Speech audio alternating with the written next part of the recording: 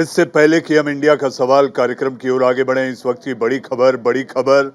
नुपुर शर्मा, नवीन जिंदल, ओवैसी समेत 32 लोगों के खिलाफ एफआईआर दिल्ली पुलिस ने दर्ज किया गया मामला धार्मिक भावनाएं आहत करने को लेकर हुई एफआईआर। इस वक्त की बड़ी खबर नुपुर शर्मा, बीजेपी प्रवक्ता नवीन जिंदल समेत असदुद्दीन ओवैसी के नाम एफआईआर में दर्ज। धार्मिक भावनाएं भड़काने और उकसाने का है आरोप। इस वक्त की सबसे बड़ी खबर।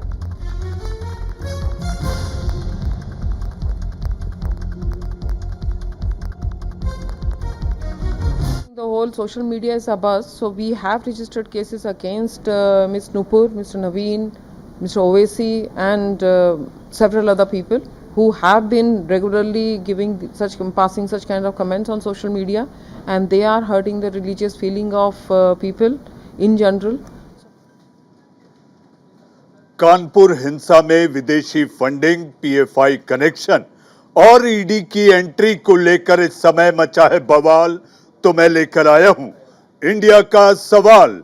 नमस्कार, मैं हूं मनीष अवस्थी और हाजिर हूं आपका अपना पसंदीदा डिबेट शो इंडिया का सवाल लेकर। कानपुर हिंसा मामले में रोज नए नए एंगल सामने आ रहे हैं, कई हैरान करने वाले हैं, खुलासे भी हो रहे हैं।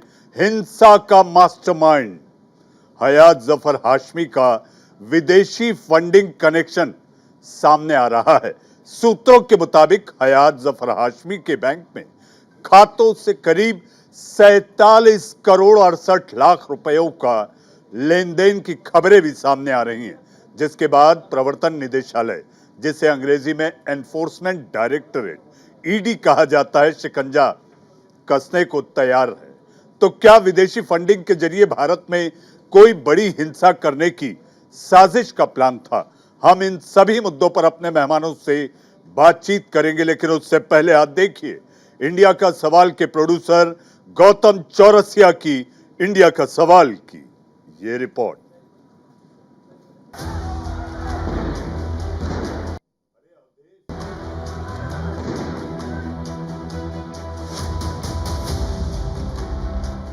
कानपुर हिंसा की जांच जैसे जैसे आगे बढ़ रही है, वैसे वैसे नए खुलासे सामने आ रहे हैं। अब तो कानपुर हिंसा मामले में विदेशी फंडिंग की भी खबरें सामने आ रही हैं। तो क्या कानपुर हिंसा में पत्थरबाजों को विदेशी फंडिंग मिली थी? क्या कानपुर हिंसा के जरिए भारत को सुलगाने की साजिश थी? ये कुछ ऐसे सवाल हैं जिनकी तलाश में जांच एजेंसियां जुट गई हैं, लेकिन फिलहाल जो सूत्र बता रहे हैं उसके मुताबिक कानपुर हिंसा में विदेशी साजिश का एंगल, पत्थरबाजों को किसने दिए पैसे, कानपुर हिंसा की जांच करेगा प्रवर्तन निदेशालय, हयात जफर के खाते में किसने भेजे करोड़ों रुपए, 3 साल में करीब 48 करोड़ का ट्रांजैक्शन। वहीं सूत्रों की ओर से कहा जा रहा है कि विदेशी फंडिंग मामले में ईडी की एंट्री जल्द होने वाली है, क्योंकि कानपुर हिंसा का मास्टरमाइंड हयात जफर हाशमी का विदेशी फंडिंग कनेक्शन सामने आ रहा है, जिसमें 3 साल में करीब 48 करोड़ रुपए का लेन देन हुआ है। ये तीनों ही अकाउंट्स 2019 में खोले गए थे और फिर करीब 3 साल के भीतर इनके जरिए करोड़ों रुपए के ट्रांजैक्शन किए गए। एक खाते में अभी भी 1.27 करोड़ रुपए बचे हैं, जबकि बाकी के 2 खातों में सिर्फ 11 लाख रुपए बचे हुए हैं।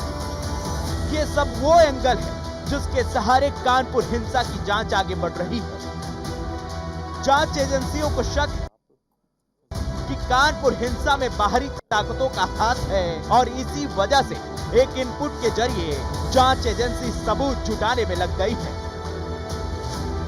जांच एजेंसी इस बात की भी जांच करेगी कि ये रकम कहां से आई और इसे कहां पर खर्च किया गया है। पुलिस की नजर इस बात पर भी है कि क्या कानपुर हिंसा के आरोपियों के खातों में भारत के बाहर से पैसा आता था, और यदि आता था तो कहां से आता था, उम्र, नसीम अहमद और सैफुल्ला इससे पहले दिसंबर 2020 में सीए के विरोध में हिंसा के मामले में भी जेल गए थे। बहरहाल कानपुर हिंसा मामले में और भी कई खुलासे होने बाकी हैं, क्योंकि विदेशी फंडिंग की खबरें सीए एनआरसी विरोध के दौरान भी सामने आई थी। बार बार भारत में हिंसा के पीछे बाहरी ताकतों का हाथ होना एक बड़ी साजिश का संकेत है, जिसका खुलासा होना देश हित में बहुत जरूरी है। Bureau report, news India. जी हाँ, खाते में आया है तो वही खाता जांच भी होगा और ईडी इसकी जांच करेगी। इसी पर चर्चा करने के लिए मेहमानों का बड़ा पैनल है। सियासी मेहमान भी हैं और पूर्व पुलिस अधिकारी भी। सबसे पहले आज मैं सबका तारुफ आपसे करा दूं। हमारे साथ कांग्रेस के नेता प्रवक्ता अजय वर्मा जी हमारे साथ हैं। अजय जी, आपका स्वागत है। हमारे साथ फाजिल अहमद साहब इस्लामिक स्कॉलर हैं, आपका बहुत बहुत स्वागत। हमारे साथ आचार्य शैलेश तिवारी धर्माचार्य हैं। आचार्य जी, आपका भी बहुत बहुत स्वागत है। हमारे साथ बीजेपी के नेता आलोक वत्स जी हैं और हमारे साथ प्रोफेसर भुवन भास्कर जोशी जी, आप एसपी के प्रवक्ता यानी समाजवादी पार्टी के प्रवक्ता हैं।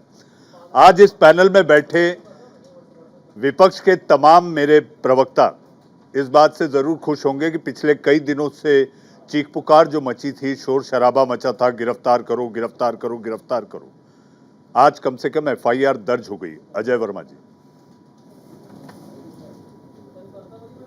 देखिए, ये काम तो बहुत पहले ही हो जाना चाहिए था, लेकिन चूंकि एक देश की आप एक रणनीति पार्ट समझिए। जो पहलवान जब कुश्ती लड़ते हैं अखाड़े में, तो एक दाव पेच की रणनीति होती है और इस रणनीति का बेनिफिट्स देश की सरकार हिंदू हिंदू हिंदू हिंदू हिंदू और इनके अनुवांशिक संगठन करते हैं और ओवैसी मुस्लिम मुस्लिम मुस्लिम मुस्लिम मुस्लिम।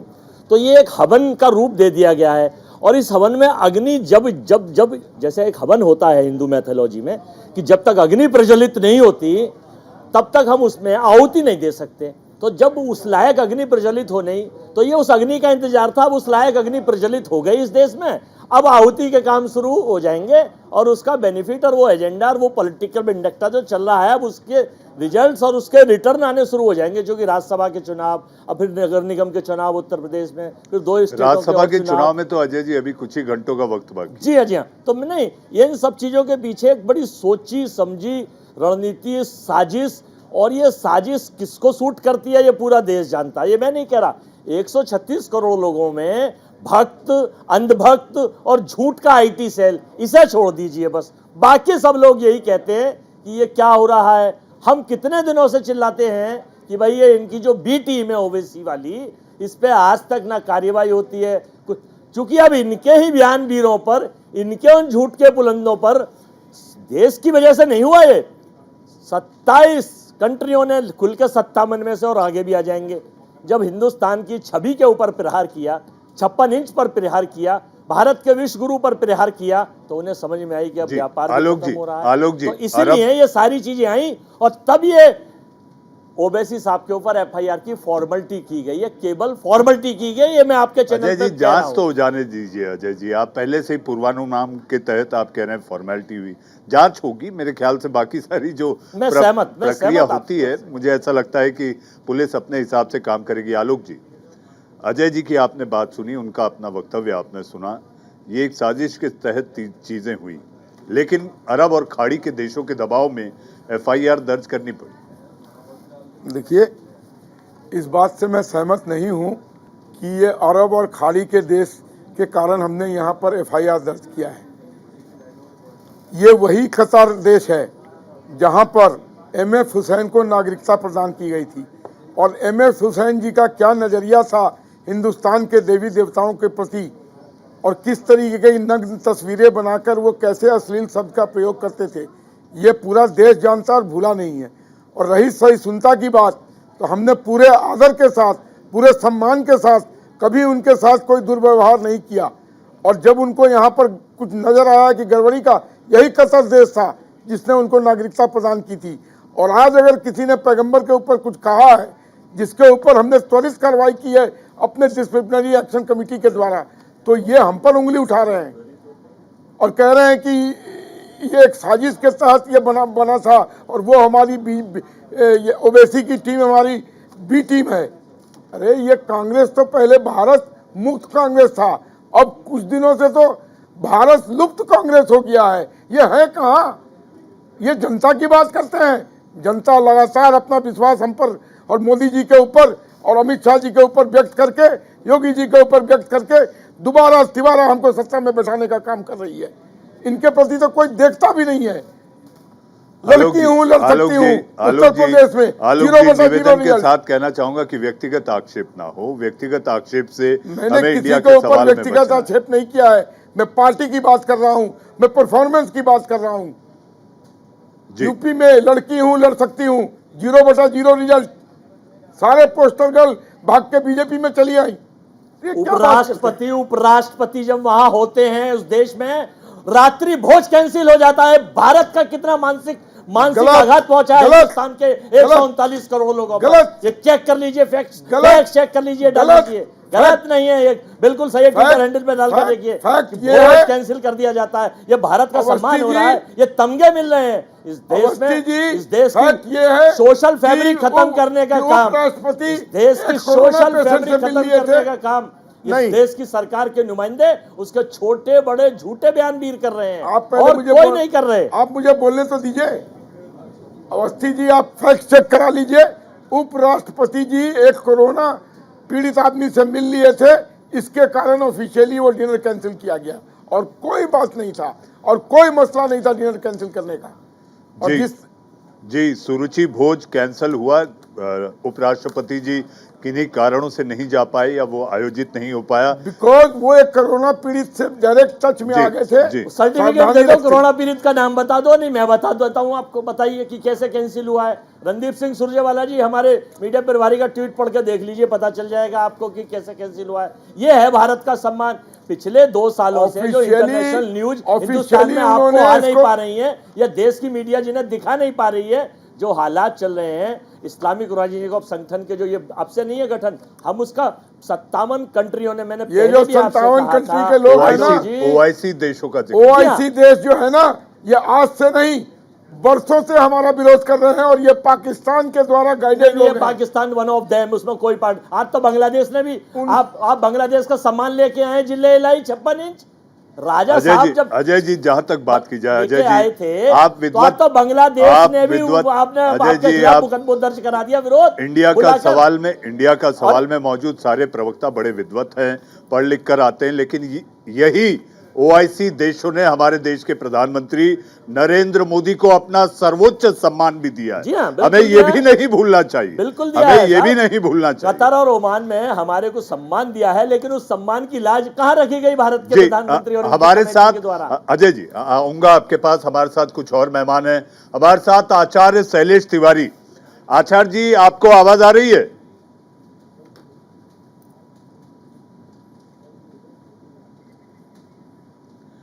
आचार्य जी, आपको आवाज आ रही है? जी प्रभु, आवाज आ रही है। जी आचार्य जी, आप लगातार जिस मुद्दे पर इंडिया का सवाल में आज आप शामिल हुए हैं, आपने 2 प्रवक्ताओं को सुना, गर्मा गर्म बहस चर्चा।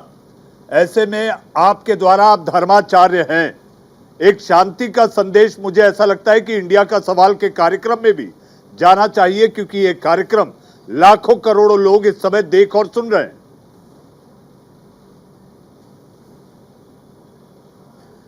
बिल्कुल मनीष जी, इस देश में आज जो कुछ भी हो रहा है वह अच्छा नहीं हो रहा है। एक तरफ पत्थरबाजी हो रहा है, दूसरी तरफ किसी के आराध्य के खिलाफ जो है वह बयाने हो रहे हैं। हमारे हिंदू देवी देवताओं के खिलाफ भी बहुत सारे बयान हुए और उस पर कोई एक्शन नहीं। मैं तो भारत सरकार से मांग करता हूं कि इस देश में ईश निंदा कानून होना चाहिए। अगर कोई भी व्यक्ति किसी भी धर्म के खिलाफ, अगर उसके ईश्वर के खिलाफ, उसके आराध्य के खिलाफ कोई भी व्यक्ति बोलता है तो उसके खिलाफ सख्त से सख्त कानून बनना चाहिए, ताकि उसे कानून जो है वह सजा दे। लेकिन कुछ लोग कानून को अपने हाथ में लेकर के जिस तरह का काम कर रहे हैं, कुछ मौलवी मौलाना, जिस प्रकार के लोग अशांति पैदा करने के लिए सर काटने की बात कर रहे हैं, हाथ काटने की बात कर रहे हैं, यह अपने आप में दुखदाई है।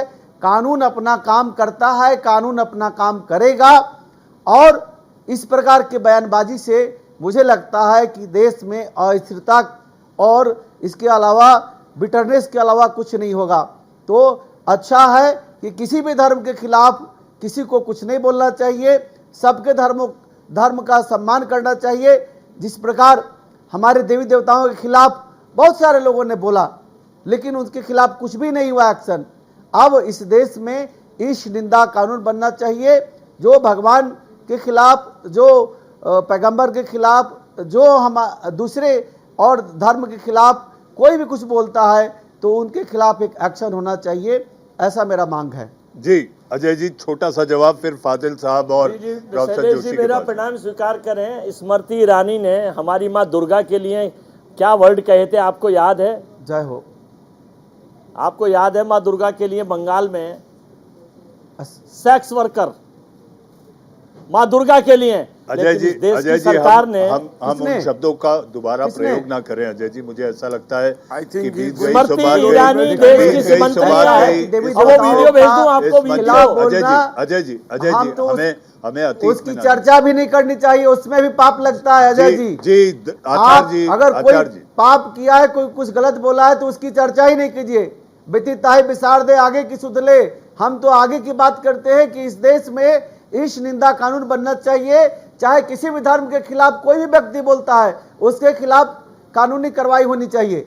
जी कानूनी कार्रवाई होनी चाहिए। और आचार्य जी, मुझे ऐसा लगता है आपके इन विचारों का यहाँ पर बैठे सारे प्रवक्ता, सियासी मेहमान इसका स्वागत करेंगे, मुझे ऐसा लगता है। फाजिल अहमद साहब, फाजिल साहब, आखिर ऐसा क्यों होता है? सीएए, एनआरसी, कानपुर हिंसा को लेकर अभी तक जो जांच सामने आई है, फाजिल साहब, इसमें ये माना जा रहा है कि विदेशी फंडिंग हुई है, विदेशी फंडिंग, और वो भी करोड़ों में। 2019 से लेके 21 तक के बीच करोड़ों रुपए का लेन देन, जिसका मास्टरमाइंड, और ये कहा जा रहा है कि इसकी स्क्रिप्ट तो पहले से लिखी गई थी। फाजिल साहब, देखिए अवस्थी साहब, मैं ये नहीं कहता हूँ कि कौन निर्दोष है कौन दोषी है। जो भी मैं एक मुसलमान हूँ तो ज़रूरी नहीं कि मैं मुसलमान का पक्ष लूँगा। जब जांच एजेंसियां जांच कर रही हैं, अभी कोई चार्जशीट सबमिट नहीं हुई, ये तो मीडिया की खबरें हैं। जो ये हुआ वो हुआ, पत्थरबाजी हुई, सब कुछ हुआ, घटनाएं हुई, उसकी सभी लोग निंदा कर रहे हैं। वीडियो भी है फाजिल साहब, हम वीडियो कह भी रहे हैं, है, हम तो कह ही नहीं रहे कि हम CCTV क्लीन का चिट फुटेज। दे ही नहीं रहे उनको, हम तो क्लीन चिट दे ही नहीं रहे। हम कह रहे हैं उन्होंने किया है, लेकिन कैसे दावे के साथ आप किसी के जीवन के साथ नहीं खेल सकते। कल को अदालत अगर उनको बाइज्जत बरी कर देगी तो आप क्या करेंगे? आप जिम्मेदारी लेंगे? उनकी जो सामाजिक प्रतिष्ठा खराब हो रही है। तो हम लोग इस पर चर्चा नहीं करके, कानून अपना काम कर रहा है, कानून को अपना काम करने दीजिए। और कौन जांच एजेंसी है जो सबको रिपोर्ट कर रही है? भाजपा के नेताओं को रिपोर्ट कर रही है, मीडिया में आके रिपोर्ट कर रही है कि ये मिला वो मिला। हमेशा जो है कोई भी विवेचना बहुत गुपचुप तरीके से होती है, उसकी ज़्यादा सूचना बाहर नहीं होती है। कुछ ज़रूरी बातें बाहर करनी पड़ती हैं ताकि उसके लिए जो है आगे विवेचना चल सके। इसलिए किसी चीज़ को इतना जफर हयात हाशमी और गुप्ता जी कूलर वाले और तमाम चीज़ें जो मीडिया में चल रही हैं, मैं नहीं समझता हूँ कि इस पर बहुत ज़्यादा अब विवेचना हो रही है। अभी जितना हम लोग चर्चा करते हैं, माहौल वहाँ शांत होने में उतना समय लगता है। मैं तो ये समझता हूँ कि इस तरह की घटनाओं जितना कम से कम चर्चा करें, ताकि वहाँ सबसे ज़्यादा ज़रूर है आम जनजीवन सामान्य होना। हिंदू मुसलमान एक साथ बैठ करके दुकान खुले, लोग अपना जीवन सामान्य करें। सबसे ज़्यादा ज़रूरी हमारे लिए ये बात है कि वहाँ का जीवन सामान्य हो। और हम अगर इस तरह से हेट स्पीचेस करते रहेंगे, चाहे गलती कोई करे, घटनाएं होती हैं, इसी के लिए संविधान और कानून और पुलिस और इस पर इतना पैसा खर्च होता है। अगर सारी पब्लिक बहुत अच्छी हो जाए, अगर हम पब्लिक से ही सारी उम्मीद कर लें, तो फिर न पुलिस बनाने की ज़रूरत है, न कमिश्नरी खोलने की ज़रूरत है, और न कुछ करने की ज़रूरत है। एक अरब जनता में कुछ लाख ऐसे लोग जरूर होते हैं, उन्हीं के लिए पुलिस होती है। हमारे आपके लिए पुलिस थोड़ा ही है। हमको तो कोई मार भी दे, गाली भी दे देता है तो हम कुछ नहीं बोलते हैं, चलो भाई हो गया, कोई बात नहीं, आगे बढ़ो। तो ऐसे आतताइयों के लिए, चाहे वो किसी भी मजहब के हों, पुलिस व्यवस्था, कानून व्यवस्था, जेल, पुलिस, अदालत उन्हीं के लिए बनाई गई है जी, लेकिन सबके लिए, सबको सुरक्षित रखे। नहीं तो चंद मुट्ठी भर लोग पूरे समाज को अपने गुंडागर्दी की जाल में फंसा लेंगे। जी फाजिल साहब, लेकिन इन उपद्रवियों को ये ताकत या ये शक्ति कहाँ से प्रदान होती है? जब विदेशी पैसा आता है तो उस पैसे के बलबूते पर वो इतराते हैं, और इतराते हैं तो समाज का ताना बाना बिगाड़ने के लिए इस तरह की घटनाओं को वो अंजाम देने की कोशिश करते हैं। प्रोफेसर जोशी, आपके नेताओं का नाम भी सामने आ रहा है। आपकी पार्टी के नेताओं का भी, जैसा कि अजय जी ने शुरू में जिक्र किया कि एक पार्टी हिंदू करती है, दूसरी मुस्लिम करती है, तो आपकी पार्टी क्या घी डालती है? देखिए, मैं कहना चाहता हूं, आज जैसा कि मैं आपके चैनल के माध्यम से देख पा रहा था कि नुपुर शर्मा जी के खिलाफ आज एफआईआर हुई है, लेकिन हमारे जैसा कि माननीय राष्ट्रीय अध्यक्ष जी ने कहा है कि नुपुर शर्मा की गिरफ्तारी होनी चाहिए, क्योंकि हम देख रहे हैं इस देश और प्रदेश में क्या माहौल है। एक ही घटना के लिए दो लोगों के खिलाफ अलग अलग काम किया जाता है। हमने देखा प्रोफेसर रतन लाल जी की तुरंत गिरफ्तारी हुई, उसमें कोताही कतई नहीं बरती गई, हालांकि हम उसका भी विरोध करते हैं जो उन्होंने विषय कहा। लेकिन नुपुर शर्मा के में आज जो हालत है वो ऐसी कर दी गई, अंतर्राष्ट्रीय मंच पे भारत को शर्मिंदा होना पड़ा। और मैं कहना चाहता हूं कि ये भारतीय जनता पार्टी की वजह से पूरे विश्व में हमने अपना सम्मान कम करा, लेकिन उसके दोषी भारतीय जनता पार्टी है। लेकिन उसमें क्या, भारत में क्या भाजपा ही आती है? भारत में तो सपा भी आती है, भारत में सब लोग जितने आम जनमानस है सारे लोग आते हैं। निश्चित तौर पे मैं इंटरनेशनल रिलेशन एक सब्जेक्ट पढ़ाता हूँ। भारत देश की छवि को बहुत धक्का लगा है, जो कि हमारा भारत का जो संविधान है, सेकुलर हमारा देश है, उसकी छवि को नुकसान पहुंचा है। प्रोफेसर जोशी, ये वही देश है, खाड़ी के देश, जो कि पैसे बेचते थे। आपके अपने मुल्क में उपद्रव हो, जैसे फ्रिंज एलिमेंट जिन्हें उपद्रवी तत्व कहते हैं, वो इस तरह की घटनाएं करें, इसको लेकर वो पैसा भेजा करते थे। देखिए मनीष जी, मैं आपसे कहना चाहता हूं, उत्तर प्रदेश में भी भारतीय जनता पार्टी की सरकार है और देश में भी भारतीय जनता पार्टी की सरकार है। समाजवादी पार्टी ने उनके हाथ और पैर नहीं बांध रखे हैं, वो जांच एजेंसियां हैं। और ये जो ठीकरा फोड़ा जा रहा है, मनीष जी मेरे को 1 मिनट का समय दीजिएगा, सबसे लास्ट में समय आपने मुझे दिया है। मैं कहना चाहता हूं, योगी सरकार का एडमिनिस्ट्रेशन फेल हुआ है, इसमें ठीकरा समाजवादी पार्टी पे थोड़ी फोड़ा जाएगा। लॉ एंड ऑर्डर खराब हुआ है योगी सरकार का। इसके अलावा इंटेलिजेंस जिसे कहा जाता है, LIU कहा जाता है, इसके साथ साथ जो वहाँ की गुप्तचर एजेंसियाँ है वो सब फेल हो गई। जबकि वहाँ पर प्रधानमंत्री जी थे, वहाँ पर राष्ट्रपति जी थी, राज्यपाल जी थे, इतने हाई क्लास लोग वहाँ पर थे, तब भी इनका फेलियर हो गया। क्या इसकी दोषी भी समाजवादी पार्टी है? अब मैं आता हूँ आपके विषय पे। प्रोफेसर जोशी, मुझे ब्रेक लेना है। ब्रेक के बाद हमारे साथ एक खास मेहमान विभूति नारायण राय साहब, जो कि उत्तर प्रदेश पुलिस के पूर्व पुलिस महानिदेशक हैं, वो भी हमारे साथ जुड़ेंगे और उनसे पूछेंगे कि इस तरह की विदेशी फंडिंग को लेकर जब पुलिस जांच करती है, ऐसे दंगों में जब विदेशी मुद्रा का इस्तेमाल होता है, हालांकि वो कन्वर्ट होकर इंडियन रुपीज में आ जाता है, आखिर जब इस तरह की फंडिंग आती है तो इस पर किस तरह की धाराएं, किस तरह से जांच आगे बढ़ती है और क्या स्क्रिप्ट पहले लिखी जाती है? एक ब्रेक के बाद वक्त है एक छोटे से ब्रेक का।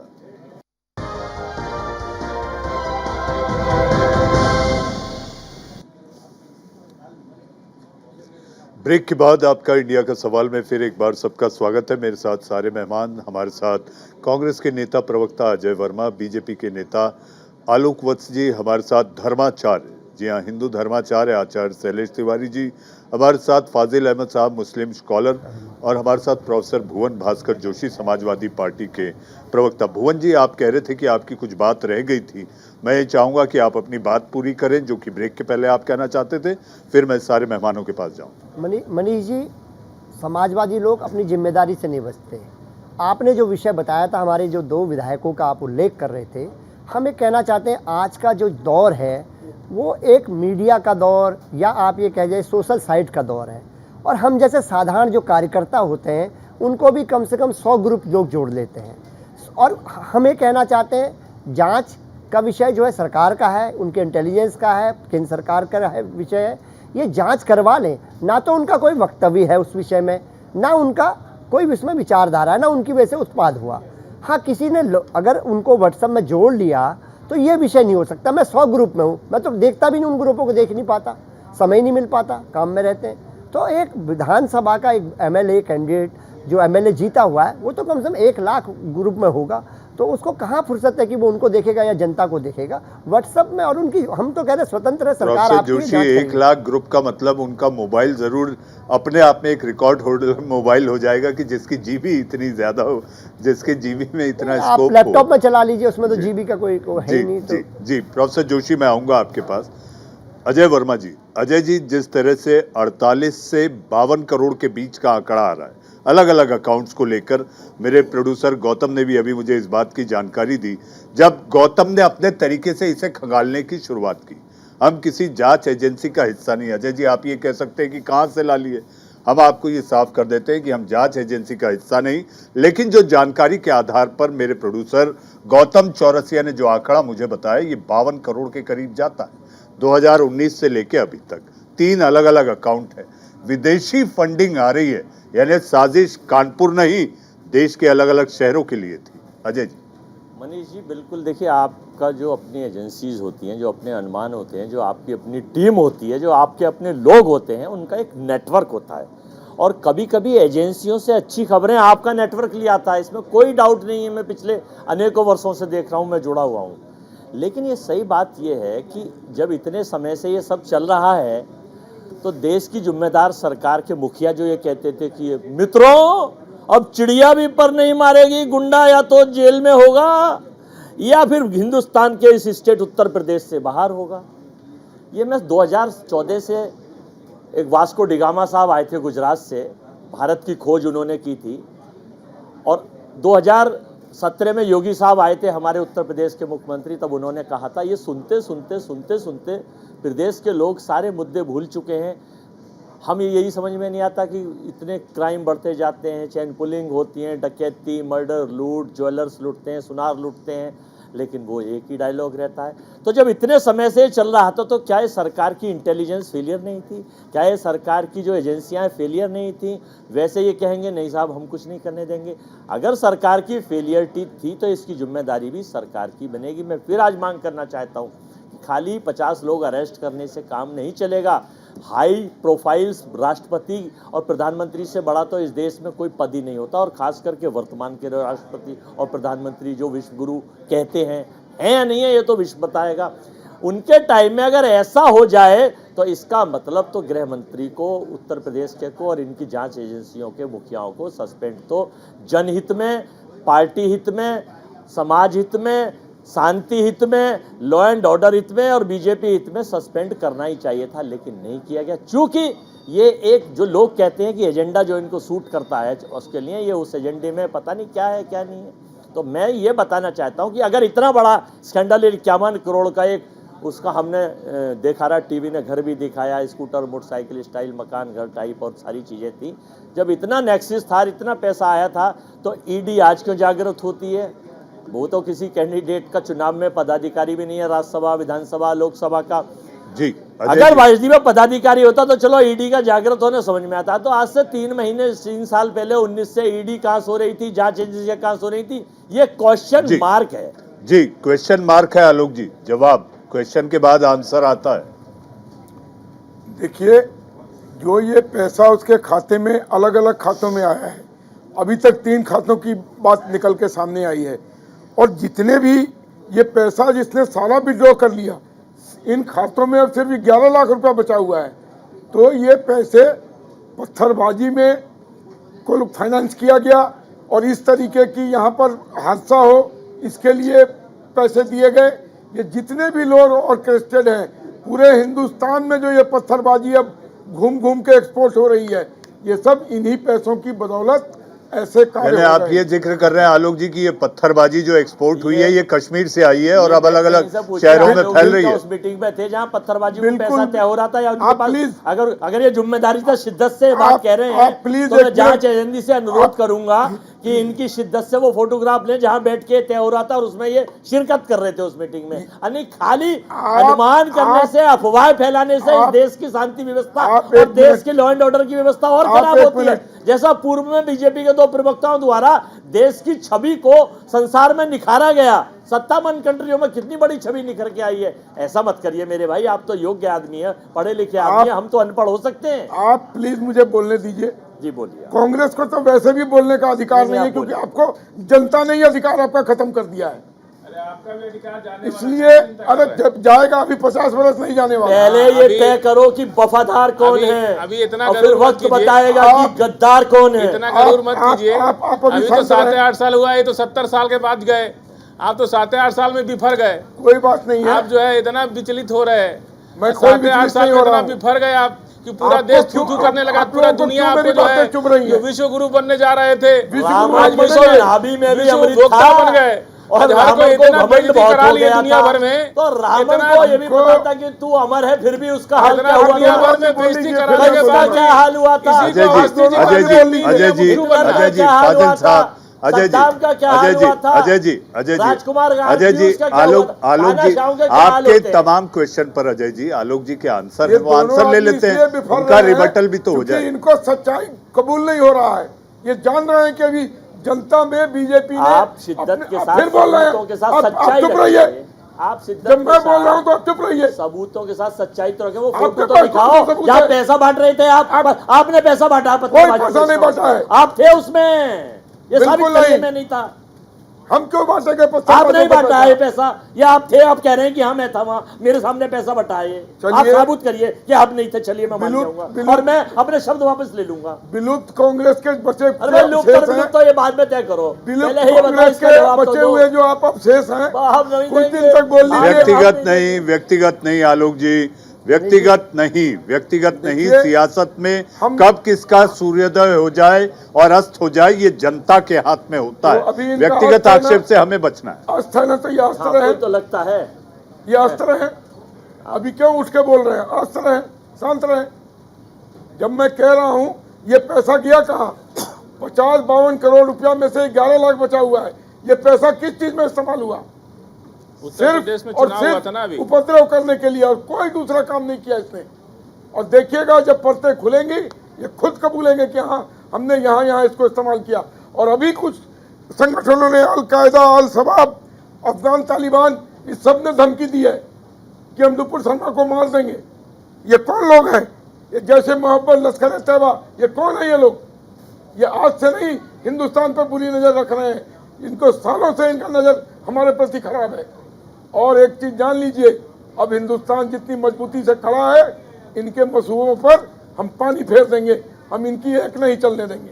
जी, प्रोफेसर जोशी आपकी उंगली उठी है। देखिए मनीष जी, मैं कहना चाहता हूं जो जांच एजेंसियों ने गिरफ्तारी करी है हमें देश और प्रदेश को ये नहीं भूलना चाहिए, उसमें भारतीय जनता युवा मोर्चा के पदाधिकारी को भी गिरफ्तार किया गया है। निश्चित तौर पर जो मैं मनीष जी भाई साहब, मनीष जी मैं कहना चाहता हूँ, बहुत जिम्मेदारी से आपसे कहना चाहता हूँ, आपके चैनल में मुझे बार बार आने का सौभाग्य प्राप्त होता है। मैंने कहा है अगर इसकी अच्छे से जांच निकलेगी तो मैं कह रहा हूँ एक बहुत समय से भारतीय जनता पार्टी वहाँ पर एक वेब सीरीज चलाती है। और वेब सीरीज किस चीज़ चलाती है? मंदिर, मस्जिद, मीनार, मजार, ये नफरत की पॉलिटिक्स करते हैं, हेट पॉलिटिक्स करते हैं, लोगों को लोगों से जड़ाते हैं ताकि उनकी जो फसल है, उनकी जो सत्ता की फसल है, उसे सही से काट सके। यही इनका टेस्ट है। अब इसकी जांच अगर ढंग से कर दी जाएगी तो निश्चित तौर पे लगेगा, क्योंकि कई राज्यों में चुनाव है। ये इनका प्लानिंग गेम है। मैं एक चैनल पे बैठा था, एक इनके प्रवक्ता बोलने लगे वहाँ पर कि ये तो लखनऊ में होने वाली थी घटना से। मेरे साथी कांग्रेस के साथी ने जो अभी बोला कि क्या ये लोग मीटिंग में होते हैं जो इनको एक मिनट का पता चल जाता है। मैं बहुत जिम्मेदारी से कहना चाहता हूं। प्रोफेसर जोशी, जांच एजेंसियां होती हैं, गुप्तचर विभाग होता है, वो ये सारी जानकारियां इकट्ठा करता है। नहीं सर, उन्होंने बोला, उनके जो प्रवक्ता हैं उन्होंने ये उन्होंने बोला, बोलो इसको, देश और प्रदेश जांच एजेंसियां इकट्ठा करके भाजपा को दे देती हैं। देखिए सर, मैं बोलना चाहता हूँ, पर उन्होंने बोला कि ये घटना कानपुर में नहीं, अरे भुवन जी, लखनऊ में होने वाली थी। ये बहुत बड़े जिम्मेदारी की बात है। आप इतना डर क्यों रहे आप? नहीं, मैं डर नहीं, मैं अरे आप फ्रंट फुट पे खेलिए, आप तो विपक्ष के लीडर हैं। नहीं, आपको तो मजबूती से सामना करना चाहिए, आप तो पीछे के दरवाजे से भाग रहे हैं। नहीं, अरे सर, ये अगर आपके विधायक पर आरोप लगा है, एक विधायक अपने क्षेत्र के लोगों के साथ नहीं जुड़ेगा तो किसके साथ जुड़ेगा? मैं कहना चाहता उस हूं, इलाके का विधायक है सोलंकी, और अपने विधायक और अपने विधानसभा के लोगों के साथ नहीं जुड़ेगा तो किसके साथ जुड़ेगा? अरे छाती ठोक के कहिए कि हाँ हम उस ग्रुप में है। अगर हमारे द्वारा कोई कार्रवाई की गई तो हम अपराधी है ना। अगर हम इस स्टूडियो में बैठे हैं और यहाँ कोई किसी का मर्डर कर दे तो हम जिम्मेदार हैं क्या उसके लिए? लेकिन आप लोग जिस तरह से पिछले दरवाजे से भाग रहे हैं, मुसलमानों का विश्वास खो देंगे आप लोग। नहीं, अगर ऐसा ही रहा तो आप विश्वास खो देंगे मुसलमानों का। आप पर विश्वास करना लोग बंद कर देंगे। अपने अखिलेश यादव से कहिए जाके कानपुर का दौरा करे और पिछले दरवाजे से मत भागिए, फ्रंट फुट पा के खेलिए और मुकाबला कीजिए सत्ता पक्ष का।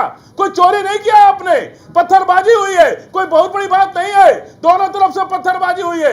जब भी बंद का ऐलान होता है भाजपा के द्वारा भी इस तरह की बहुत घटनाएं देश में हुई हैं, कोई नई बात नहीं है। जब भी इस देश में कुछ ना कुछ घटना होती है, इस तरह की घटनाएं होती रहती हैं। इसके लिए आपको बैक फुट पिछले दरवाजे से आप सपा के लोग भाग जाते हैं, ये बड़ा दुख का विषय है हम लोग के लिए। आज आपका समर्थक 3 लाख का मालिक होता है एक विधायक, 3 लाख लोग आपके समर्थक हैं, लाखों मुसलमान वहां आपका इंतजार कर रहे हैं और आप बैक फुट से भाग जाते हैं कि हम नहीं उसमें, हम नहीं हैं। अरे हमको फोन आ सकता है अपने समर्थकों का, अपने शुभचिंतकों का, इसके लिए भागने की क्या जरूरत है? आप मुकाबला कीजिए, आप विपक्ष के नेता हैं, आप सत्ता पक्ष का मुकाबला कीजिए, भाग क्यों रहे आप? देखिए, समाजवादी लोग ना तो डर शब्द का हमारे यहाँ कोई अर्थ भी नहीं है, और कहना चाहता हूँ आपको बहुत गंभीरता से, सड़क से लेकर सदन तक, अगर सड़क से लेकर सदन तक अगर भारतीय जनता पार्टी का कोई मुकाबला कर रहा है तो केवल समाजवादी पार्टी के नेता माननीय अखिलेश यादव जी कर रहे हैं। और मैं कहना चाहता हूं, आज देखिए सदन में हालत क्या है। अगर योगी सरकार किसी से कपकपा रही है तो माननीय अखिलेश यादव जी से कर रहे हैं। पिछले जो रिकॉर्ड है वो सारे खंगाल दिए गए हैं, और आज उनके जो आंकड़े हैं, जो इनके दिखावी आंकड़े हैं, वो सारे खोलने का काम अगर किसी नेता ने करा तो माननीय अखिलेश यादव जी ने कहा। और मैं कहना चाहता हूं, इरफान सोलंकी जी ने पूरी जनता का नेतृत्व करा, वो चुनाव जीत कर आए, पूरी पार्टी उनके साथ खड़ी है। आप कैसे कह सकते हैं कि सोलंकी जी भाग रहे? सोलंकी जी ने समाजवादी पार्टी का एक सिपाही भारतीय जनता पार्टी के खिलाफ लड़ने का काम कर रहा है। सड़क हो या सदन, भारतीय जनता पार्टी को लड़ने का काम केवल समाजवादी पार्टी कर रही है। सुन लीजिए, पर हम भी राजनीति करते हैं, प्रशासन को हमने भी झेला है, हम भी जेल गए हुए हैं, हम भी लाठी खाए हुए हैं, हम तमाम हथकंडों को जानते हैं। इन लोगों ने 4 दिन पहले कहा कि हम बुलडोजर का मुकाबला करेंगे, किसी मुसलमान को असहाय नहीं छोड़ेंगे, अगर ये फंसाएंगे तो हम लड़ाई लड़ेंगे। पुलिस ने, प्रशासन ने उनको एक व्हाट्सएप चैट निकाल के डरवा दिया, देख लो इस चैट में तुम्हारा भी नाम है, इस ग्रुप में तुम भी हो। और जब से ही चैट दिखाया ये लोग चूहा के बिल में घुस गए। समाजवादी पार्टी के एमएलए, इनको फ्रंट फुट पे आके खेलना चाहिए था। अरे चैट हो गया तो हम विधायक हैं, हम देश के नागरिक हैं, पूरे देश की जिम्मेदारी हमारे ऊपर है। मतदाताओं ने आपको वोट दिया है, मतदाताओं ने आपको वोट दिया, आप दुबक गए। बहुत जिम्मेदारी से कहना चाहते हैं, हमारे जो विधायक हैं 24/7 सेवा का कार्य करने का काम करते हैं। आज उत्तर प्रदेश की महान जनता ने, कानपुर की जनता ने उनको चुन के आए, वो कोई प्रदर्शन नहीं है, वो चुन के आए, उनको लोगों का विश्वास है, वो लगातार लड़ाई लड़ने का काम कर रहे हैं। इसके बाद भी मैं आपसे कहना चाहता हूं, समाजवादी पार्टी के नेता अखिलेश यादव सड़क से लेकर सदन तक भारतीय जनता पार्टी को घेरने का काम कर रहे हैं, और ये संघर्ष जारी रहेगा। जी प्रोफेसर जोशी, आपके नाम में जोश है, प्रोफेसर जोशी आपके नाम में जोश है, और मुझे लगता है कि पूरे जोश खरोश के साथ होश न खोते हुए आप लोग निश्चित जो न्याय संगत होगा, जो संविधान के तहत होगा, वो करेंगे। आलोक जी, आ रहा हूं आपके पास। हमारे साथ धर्माचार्य आचार्य शैलेश तिवारी जी बड़ी देर से खामोश है, और मुझे ऐसा लगता है आचार्य जी, आखिर भारत में सांप्रदायिक ताने बाने को, यानी कि हिंदू मुसलमान करने के लिए विदेशी फंडिंग आ रही है। आचार्य जी, देखिए, विदेशी फंडिंग जरूर आ रही है, लेकिन मुझे आश्चर्य और बड़ा दुख हो रहा है फाजिल अहमद के बात को सुन करके। फाजिल अहमद बोल रहे हैं कैसे कि कोई बड़ा घटना नहीं घट गया, इतने बड़े दंगे हो गए कानपुर में, इतने पत्थरबाजी हो गया, और ये बोल रहे हैं कि कोई ये तो घटना होते रहता है। इसका मतलब इनको आदत है क्या इस तरह की घटना करवाने का? क्या इस तरह की घटना होना चाहिए? ये शर्मनाक बात है जो कानपुर में हुआ, वो शर्मनाक है। देश के प्रधानमंत्री, राष्ट्रपति हैं, पूरी दुनिया के लोग, पूरे दुनिया के सारे व्यापारी लोग हैं, और वहां पर पत्थरबाजी हो रहा है। क्या ये शर्मनाक नहीं है? सब कुछ बिल्कुल शर्मनाक है। ये धरना प्रदर्शन नहीं है, यहाँ पेट्रोल बम फेंका जा रहा है, यहाँ पत्थरबाजी हो रही है, यहाँ पेट्रोल बम फेंका जा रहा है, यहाँ दंगे हो रहे हैं, आपके कहने से थोड़ा हो रहा है कि पेट्रोल बम फेंका जा रहा है, आप कह देंगे वही सही है क्या? जो आप सामान्य बात सही है। इस तरह की आप देख रहे थे क्या हो रहा? आप गए थे मौके पे? थे आप इस तरह की घटनाओं थे? आप इस घटनाओं को सपोर्ट करते हैं क्या? बनिएगा गवाह। आप इस तरह की घटनाओं को सपोर्ट करते हैं क्या? आप बोलिए गवाह बनिएगा, पुलिस का गवाह बनिए और कहिए कि हाँ फलाना आप इस तरह की घटना को सपोर्ट करते हैं? आप इस तरह किसी को नहीं बदनाम कर सकते। इस तरह की घटना को क्या सपोर्ट करते हैं क्या? जब आप थे, आप इस तरह की घटना को घटनास्थल सपोर्ट पे जो करते हैं? रहेगा और वो आप गवाही इस देगा, तरह उसकी की बात घटना मानी को जाएगी। support करते हैं। आप दिल्ली में बैठ करके नहीं, मैं वहां टीवी नहीं पर था। चुकर रहे मैं तो उससे नहीं मैं तो आपको दिल्ली में था। आपको माना जाएगा। आप अफवाह फैला रहे, देश में नफरत अरे का बाजार वाह, गरम वाह, कर रखे आप मौके पर थे मैं क्या वहां कभी पे? अफवाह नहीं आप फैलाता। कैसे किसी को मैं आरोपित कभी कर किसी सकते के हैं? खिलाफ नहीं बोलता। आप कैसे फाजिल आरोपित साहब, कर सकते हैं फाजिल किसी साहब, को जब आप फाजिल मौके साहब, पर थे नहीं? बोल रहे हैं। फाजिल आपने अहमद किसी को साहब, अच्छा नहीं है। चलाते देखा फाजिल नहीं, अहमद आप साहब, देश किसी को को लाठी तोड़ने की चलाते बात कर देखा रहे नहीं, हैं। फाजिल वो साहब, आप कैसे आरोपित कर फाजिल सकते हैं अहमद किसी को? साहब, इस तरह की आपके साथ पत्थरबाजी मैंने होती रहती दर्जनों है। डिबेट किए। ये कौन सी फाजिल बात है साहब, भाई? आपकी शालीनता, इस तरह की पत्थरबाजी आपकी होती है। संवेदनशीलता, ये लगातार फाजिल साहब आपने मेरे साथ दर्जनों इस तरह की चर्चा और बहस की। आलोक जी आ रहा हूँ, लेकिन फाजिल साहब मुझे ऐसा लगता है कि उत्तेजित होकर हमें क्या हासिल होगा? उत्तेजित होकर कुछ हासिल मैंने नहीं पहले होगा। कहा ये चर्चा कि ये आपको माहौल हमेशा को मैंने शांत करना जरूरी है शालीनता वहाँ। के दायरे में और देखा हम है लोग जब फाजिल विवाद साहब। ऐसे टीवी जी, पर बैठ करके जी, जब एक दूसरे पर आरोप प्रत्यारोप करेंगे, जी। इससे माहौल वहाँ का जी, नॉर्मल नहीं जी, होगा। फाजिल साहब, मेरा फाजिल कहने साहब। का मतलब ये है, अभी बाबा जी ने भी, शैलेश जी ने भी 2 दिन पहले मुझसे ऑन एयर अलग से कहा कि हम लोग को मामले को शांत करना चाहिए। हम लोग जी, को तो नहीं वो इस तो तरह- कोशिश कर ही रहे हैं, वो तो नहीं, खुद आप कह रहे हैं जब कि टीवी पर बैठ के किसी एक धर्म विशेष के खिलाफ लगातार बात करेंगे, उससे क्या वहां का ये टीवी वहां कानपुर के लोग देख रहे होंगे, नहीं देख रहे होंगे? आपको क्या लगता है कि इसका असर उनके अवस्थी मनोमस्तिष्क पर पड़ता है कि नहीं पड़ता है? आम आदमी डरेगा कि नहीं डरेगा? जी। इसलिए मैं कह रहा हूं, हमारे- और एक चीज बोल रहे हैं मेरा कि तो ये निवेदन छोटी है, घटना है, मेरा छोटी तो घटना फाजिल मीडिया साहब, बंधुओं से फाजिल निवेदन है साहब, कि कानपुर का विषय आप थोड़ा कम कर देना चाहिए। फाजिल साहब, हम अपने दर्शकों को ये विश्वास दिलाना चाहते हैं कि इंडिया का सवाल का डिबेट इसलिए नहीं है कि आप लोग डरें, आप लोगों को डराने के लिए नहीं, बल्कि सचेत करने के लिए, एकता के लिए है, एक भारत नेक भारत के लिए, सर्वश्रेष्ठ भारत के लिए। अजय जी आऊंगा आपके पास। आलोक जी आपका जवाब। फाजिल भाई कुछ ज़्यादा उद्वेलित हो गए हैं, इनको किसी पर विश्वास नहीं रह गया है और ये पत्थरबाजी को बहुत छोटी घटना बता रहे हैं। अरे इससे बड़ी घटना और क्या हो सकती है? सारा विवाद ही पत्थरबाजी से शुरू हुआ, लेकिन फिर भी आपको लगता है कि कहीं आपको राह नहीं दिख रहा है, तो मैं स्वागत करता हूं कि भारतीय जनता पार्टी में आ जाइए, देश को नेक सर्वश्रेष्ठ बनाने की तरफ और हमारा योगदान में साथ दीजिए और बिल्कुल निर्भीक होकर अरे रहिए। आप तो हमारे वो कहीं- कहते हैं कि गंगे जैसे धोएंगे। अरे बिल्कुल आपके नहीं, साथ कौन आप जा सकता आइए, है? आप तो आइए, कहते हैं कि हमको मुसलमान आप का आइए, मसीह आप धोने आइए, पड़ेगा, आपका हम हमको गंगा स्वागत जल से करते शुद्धि करनी हैं। पड़ेगी। अंतोगत्वा तो हो जाएगा भाई आपके साथ। आपको अंतोगत्वा आपको बुद्धम शरणम गच्छामि आना ही पड़ेगा। हम देखिए भाजपा को भारत से ही हम यही कहते हैं जी। कि हम आप आपका कम से स्वागत कम करते नफरत- हैं। आप मुझे- आइए मुझे- हमारे साथ, अब आप मिलिए हमारे साथ। 40-45 देशों ने कोसा है तो थोड़ा आपका टोपी से मन टोपी मस्तिष्क अदला साफ बदली हुआ है। कीजिए और विश्वास रखिए, निर्भीक रहिए, एक बात निडर होकर रहिए। आलोक जी, आलोक हमको जी, तो बाबा आलोक साहब जी, अम्बेडकर के संविधान फाजिल पर साहब, भरोसा है और फाजिल इसीलिए हम साहब, निडर हैं। फाजिल नहीं साहब, तो इतना टीवी पर कोई नहीं बोलता है। फाजिल हमको बाबा साहब फाजिल संविधान साहब, का आम सबसे बड़ा जनता, अरे मेरा गला आम ठीक होता तो जनता, मैं इससे आलोक सवाल जी, करूं। आलोक जी, तीन गुना आवाज में आलोक जी, चिल्लाता। आलोक जी, आपने कहा एक राय दी कि टोपी से टोपी बदलिए। जनता ये चाहती है कि आप जनता को टोपी ना पहनाएं, आप सियासी मेहमान हम हैं। कभी जनता जी को हाँ, टोपी नहीं मैं पहनाते आऊंगा हैं। आपके पास। अजय वर्मा जी, मुझे बस। बहस खत्म करनी है, मुझे बहस खत्म करनी है। अजय जी, मैं आपसे एक ही चीज पूछ रहा हूँ। 3 गिरफ्तारियां, 3 बड़ी गिरफ्तारियां जो कि पीएफआई से कनेक्शन की बात, यानी कि संपर्क की बात सामने आई है। इसके अलावा एक और जानकारी सूत्रों के हवाले से है कि अभी एक और पोस्टर बन रहा है जिसमें लगभग 30-40 लोग और हैं। देखिए मैं मनीष जी, आप इतिहास उठाइए। 2014 में वादा किया गया था कि दाऊद इब्राहिम को पकड़ के लाएंगे और पीएफआई को बैन करेंगे। ये 22 तक क्या हो गया है? क्यों नहीं करते हैं? इसलिए नहीं करते हैं कि इनका एजेंडा खत्म हो जाएगा। जो ये हिंदू मुस्लिम, मैंने जो आपको शुरू में बताया था, ये इनका एजेंडे का प्रायोरिटी का पार्ट रूप है इनका। इनके पास मुद्दे तो है नहीं, देश में सारे मुद्दे, ना महंगाई, ना रोजगार, ना नौकरी, ना व्यापार, ना सुरक्षा, ना जीडीपी। आज देश के ऊपर फिर 50 पैसे जो उसने आरबीआई ने बढ़ा दिया गया, जो उस पर रिजर्व रेपो रेट हाँ जी, EMI बढ़ गया। सुन लीजिए, फिर बढ़ा दिया 50 और 40 पैसे 90 और अगस्त तक ये 45 पैसे और बढ़ जाएगा। इस देश को आप धरा, खुदरा महंगाई उच्चतम स्तर पर है, वैसी महंगाई 16 से ऊपर पहुंच गई है। वर्ल्ड हैप्पीनेस इंडेक्स में हम लास्ट किनारे पे, पीछे से नंबर 1 पे आ गए हैं।